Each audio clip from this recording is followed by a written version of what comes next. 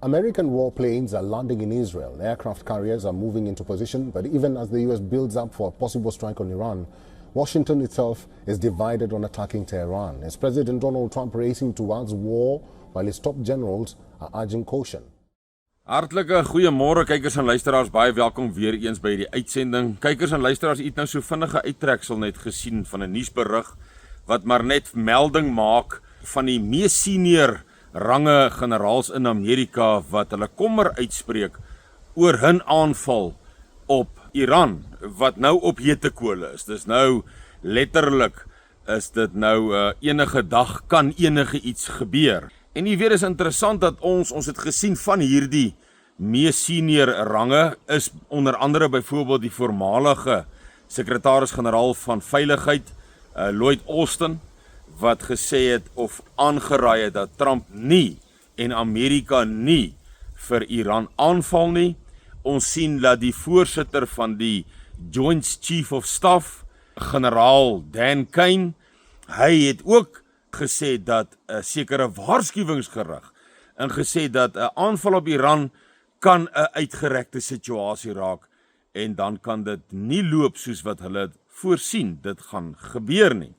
Nou baie interessant, in hierdie week, luisteraars, het ons in ons oggendopeninge, een van my oggendopeninge wat ek elke oggend op Dinsdae, Woensdae, Donderdae en Vrydae met almal landwyd Suidlanders deel, was die eerste vers wat ons gelees het in ons eerste oggendopening van hierdie week, Dinsdagoggend met ander woorde, was waarin Spreuke staan, ek gaan dit nou maar in my eie woorde sê, maar is redelik naby aan, soos dit daar staan, dat julle maak die perd gereed vir die oorlog, maar die oorwinning word deur die Vader bepaal. En dis presies wat ons nou hier sien, kykers en luisteraars, is 'n perd. Nou, u moet verstaan dat in die Bybelse tyd, wanneer 'n perd gereed gemaak was vir die oorlog, is die wapens op hulle gelaai, hulle het waantjies gesleep met wapens op en so meer.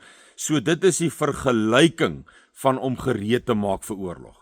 Ons sien hoe die perd dan nou van die moderne tyd vir oorlog gereed gemaak word. Dit behels nou strato in die atmosferiese magte, satelliete en alles wat daarmee saamgaan, natuurlik vlootmagte, dan natuurlik panser en artillerie en al die magte wat ons nou sien op alle terreine besig is om oor die wêreld. Ons sien die Amerikaners daar in die Karibiese See by Venezuela, hoe daar saamgetrek en opgemars is vir wat daar aan die gang is. Ons sien dit in die Midde-Ooste, in die Persiese Golf, ons sien dit in die Mediterraan, ons sien dit in die Indiese Oseaan, ons sien dit in Europa, ons sien dit veral op die grenslande met Rusland, Estonia, Latvia, Lithuania. Ons sien hierdie gereed maak van die perd vir die tyd van stryd, dink ek staan daar in Spreuke. Met ander woorde vir oorlog. So die Vader sê vir ons, die Skepper, die Almagtige sê vir ons, julle maak die perd gereed vir die oorlog. Dit word gedoen. Opleiding, panser, infanterie, lugmag, vloot, alles wat daarmee saamgaan. Atmosferiese magte, as ek dit so kan beskryf, word gereed gemaak. Maar God sê, hy gee die oorwinning.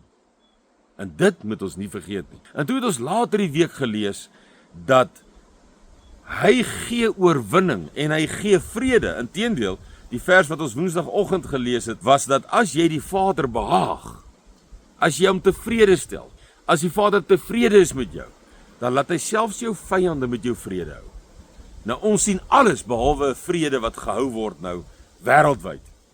Ons gaan nou nie elke keer ingaan nie, maar dis die eerste perd. Die tweede perd van Openbaring word die vrede van die aarde af weggeneem, is nie moeilik om dit te sien nie. As ons kyk hoe ver is hierdie perd van oorlog al in gereedheid gebring, oor die hele wêreld, letterlik oor die hele aarde, vanaf Taiwan en China, heel in die ooste, reg deur Oekraïne, Rusland, NAVO, hier in die sentrale dele, Midde-Ooste van die aardbol, tot en met heel in die weste, by Venezuela.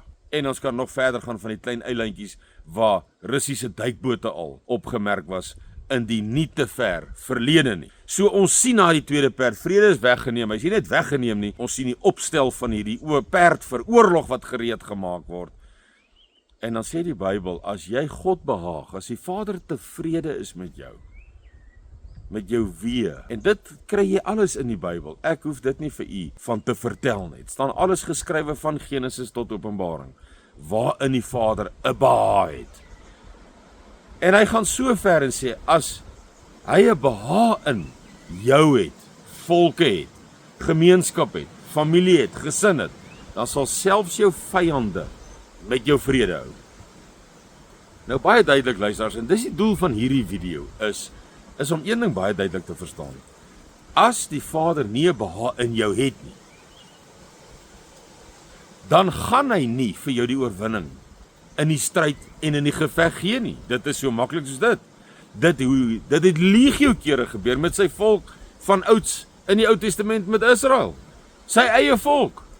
Wanneer hulle stout geraak het, afvallig geraak het, nie geluister het nie, nie sy insettinge vir ordening gehou het nie, en hulle die perd gereed gemaak vir die oorlog, want hulle het, en hulle vyande het, en die Vader het gesê, as jy my behaag, jy kan die perd gereed maak vir die oorlog, ek gee die oorwinning.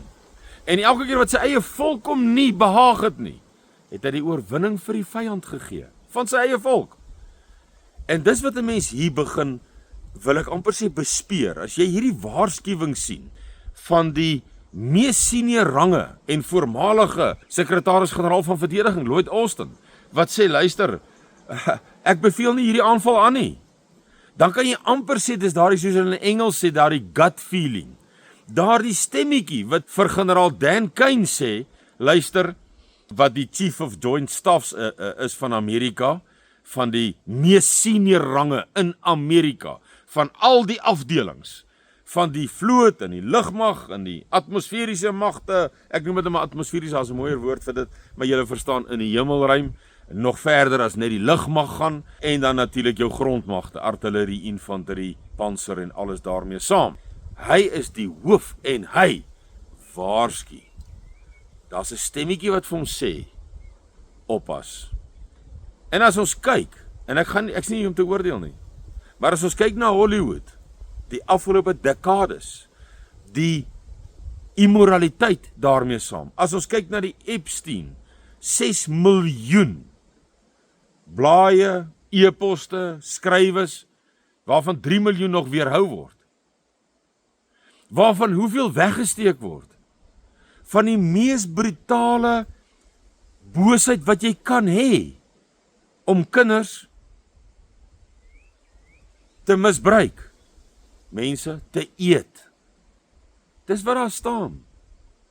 Dan vra ek en u vandag vir mekaar, hoe en waar staan die Amerikaners, die regering? Waar staan hulle in ten opsigte van dat die Vader 'n behaag in hulle sal hê? Daar is ou Kerry Pregeen op daardie geestesraad wat Trump saamgestel het, omdat sy 'n katholieke, protestantistiese Christen geloofsiening gehuldig het. Is uitgeskop. Sy is uitgeskop. En jy weet, ek vertel altyd daai verhaaltjie van die ma, ek weet nie of dit waar is nie, maar dit word vertel as die waarheid, waar haar dogter die aand gaan jol het, gaan saam met vriende en vriendinne gegaan het om te kapperjol en uit te gaan en te baljaar. En die laaste woorde wat die ma vir die dogter gesê het met die afgedraaide ruit van die motorvoertuig, was gewees dat, vat Jesus saam. En die dogter sê vir haar, is nie plek vir Jesus nie, hy kan agter in die kattebak ry. En nie 3:30 of iets daarna nie, was hulle toe in 'n ongeluk. En almal in die voertuig is dood, en totaal vermink, totaal, 'n baie wrede ongeluk. En toe hulle die kattebak oopmaak, nou maar met die ongeluk en wat ook al daarmee saam, gaan seker maar kyk of daar besittings is van die kinders of wat, toe's daar eiers, ongeskonde. So dit lyk my, ons Messias het toe agtergery, en daar het niks verkeerd gegaan nie. Daar het nie eier gebreek nie, en ek sê vir u, en dit is die kruks van hierdie saak, wat ek met u wil deel vanoggend, alles lê om die Vader te behaag, om hom tevrede te stel, want hy is ons God, hy is ons alles, hy is ons almagtige, hy is ons skepper, hy is ons Vader, hy is ons koning, sy seun, wat regs langs hom sit, sy gees wat hier is, om daardie gut feeling, verskoon my Engels, daardie stemmetjie, wat ons partykeer nie eens meer hoor nie, want ons behaag hom nie meer nie. Ons hou nie sy insettinge nie, ons hou nie sy verordeninge nie. En ek sê vir julle, dis baie eenvoudig. Hou dit, kom terug na hom toe. Kom terug na om hom te behaag. En weet jy wat? Jy kan die perd, hy sê, julle maak die perd gereed. Ons moet die perd gereed maak. Maar hy gee die oorwinning. Daar's niks belangriker en ek sê vir julle vandag vir julle. Die Amerikaners staan nie in 'n goeie voet teenoor die Vader nie en ek oordeel nie hier nie. Ek praat van die vrugte wat ek van hulle regering, wat ek van die omkopery, van die mammondienery, van die afpersery, van die immoraliteit, alles wat ek sien, getuig van geen vrugte van die Amerikaanse volk. Ek praat nou maar spesifiek omdat ons nou oor Iran praat en Amerika wat op die punt is om hulle aan te val. So kan ons al die volke vat. Alina Ajello het gesê Rusland sal bo oor Rusland loop, omdat sy het 'n rede gegee, geprofeteer, waar sy is in 1961 oorlede, weens die immoraliteit van Europa, wat 'n hoogtepunt bereik het. The immorality that has reached a peak in Europe, God sal die Russiese mag laat kom, as 'n strafgerig oor Europa. En hulle gaan pakkery. Ons sien dit baie duidelik gesê. Die Russe word eers in die Pyreneese berge, die grens tussen Spanje en Frankryk, word die Russe eers gestuit. Die Bybel sê daar word die swaard uit Ros se hand uitgeslaan. In daardie berge van Israel, wat nie die staat Israel is nie. Goeiste mense.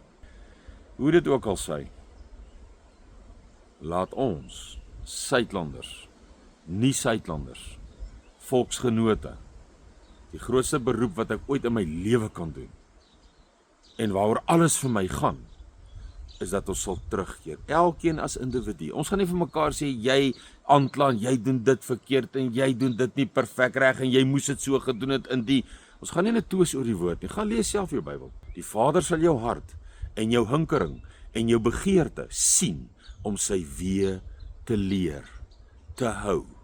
En dan het jy 'n baie goeie kans om wanneer jy in oorlog, in stryd, in geveg, in revolusie, in volksmoord kom, om dan die oorwinning te kry, want hy besluit oor die oorwinning.